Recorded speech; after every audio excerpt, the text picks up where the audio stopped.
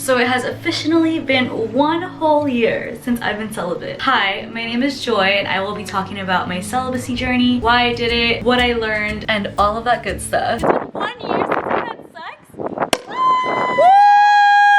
I have been a serial monogamist since I was 15 years old. The longest I've ever been single was probably about 6 months-ish, up until my last breakup, which was 1 week before lockdown in 2020, but then it was COVID. I was going through it like everybody else during COVID, and it was my first time living alone after living with my ex-boyfriend, and there was a lot of healing that needed to be done. I went back to the cycle of jumping from relationship to relationship, overlapping each one without fully healing from the past one. My serial monogamy turned into little flings. Amid these flings, I started to date myself and show up for myself and dive into self-love. I genuinely wanted to focus on my own growth, spirituality, and healing journey. I didn't want to jump into another relationship because I felt like that was repeating history and I just kept going through that cycle in many different ways. So I deleted the dating apps and then I went back on when I was a little bit ready, but I guess I wasn't. And after my last intimate encounter, I decided that I wanted to go celibate, which is scary. Everything in life is based off of fear and you have to go for your fears. So I went for it. I slowly realized that hookup culture is not within my values and I feel like that's what dating is nowadays.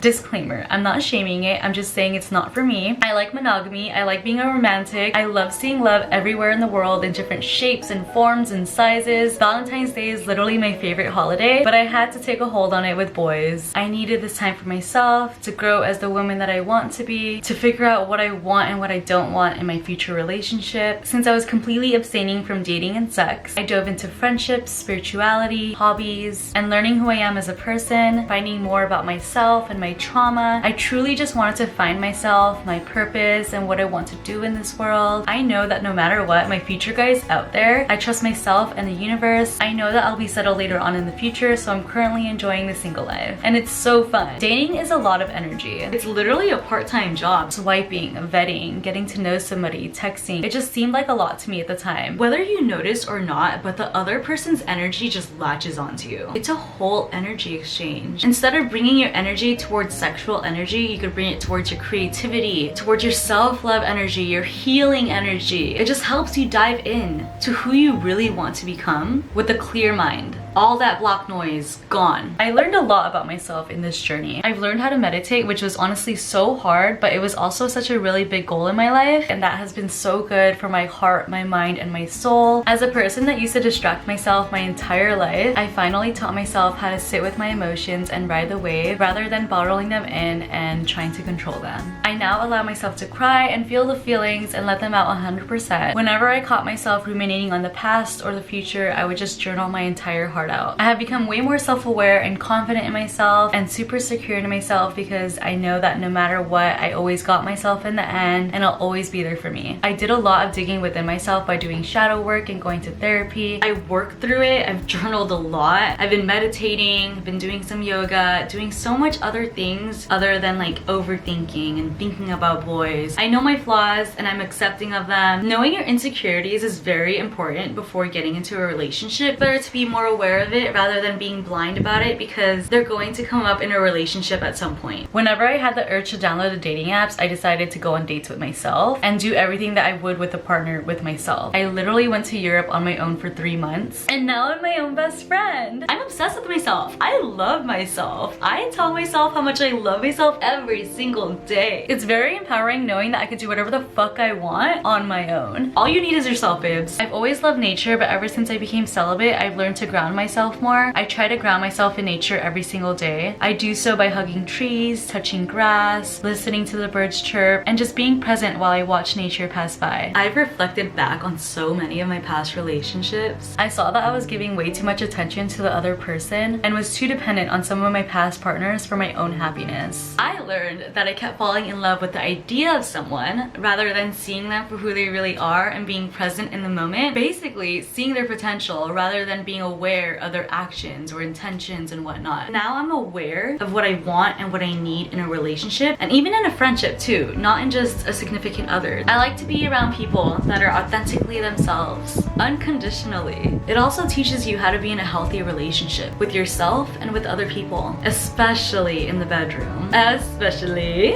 I feel like my mind has expanded in so many ways. It taught me to be my most authentic self, and it's not like I was ever hiding it. I explored more about myself. I used to be so insecure and jealous but it's only because of my upbringing. Like, I didn't know any better. I was so unaware of everything. It's just so crazy looking back at who I was before. I'm aiming more towards secure, and now I think I'm a better friend, a better person, and not just for the people around me, for myself. I've also realized that it's easier for me to just be single. Boys are a distraction to me. I put my all into somebody once I like them. So I like being single because I'm focusing on my goals and my career and my health. Okay, I know this could be controversial, but based on my personal experiences, I have found it very difficult to be friends with a single straight man, which sucks, but it is what it is. It's always one-sided. I could be the one into them or they could be into me. Biologically, men and women are supposed to reproduce. I just don't think it's possible to be fully platonic with a man, especially if we're hanging out one-on-one. Given that, I do believe that every person or relationship that comes into your life is a learning lesson. No matter how long the encounter was, 2 weeks or 2 years, they're gonna teach you something. And whether that's romantic or platonic, that person is getting you closer to your soulmate. A soulmate can be friends, pets, lovers, everything in between. I feel like there's so many soulmates out there for you. I've learned that you are who you hang out with, and this was a hard learn for me. I didn't fully understand what it meant until I knew what it meant. And to me, it means that you share the same values at the end of the day with the people that you hang out with the most. Everybody has different personalities. Obviously, we're all not gonna be the same. At least that's how I see it with close friends and not acquaintances. All in all I have to say is that I hope this inspires you to start, or if it helps you in your journey. The longer you wait, the easier it gets, I promise. Enjoy the progress because that's what life is all about, just learning and growing. My advice is to journal a lot every single day. Let your mind roll out, meditate, whether that's a guided meditation, using meditation music, or doing yoga, and dive into your friendships and yourself. Do everything on your own. Go on a picnic alone. Anything, everything. Go on a solo trip, go on a road trip. Deep down, it's a healing experience and it'll help your soul. And this is mostly just a message to myself to look back at, because I would have never thought that I'd have the courage to go so deep into my life in a way that seems so scary and vulnerable. I'm going to end it with my favorite quote: you can't heal in the same environment you got sick in. Keep going, move on to the next, flourish yourself, let go of things that don't serve you anymore, things that aren't within your values anymore, and I hope you have the best day. I love you so much. Sending you so much love.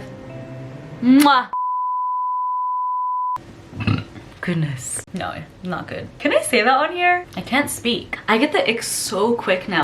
No, I'm not putting that on one job. I feel so bad because I don't even remember. Everyone's falling in love and I'm falling in love. And I just love sending love to everybody because that's what we're here for. That's what humans are supposed to do. We're supposed to connect. I know damn well I am not settling for a man, a job, a friend. Woo!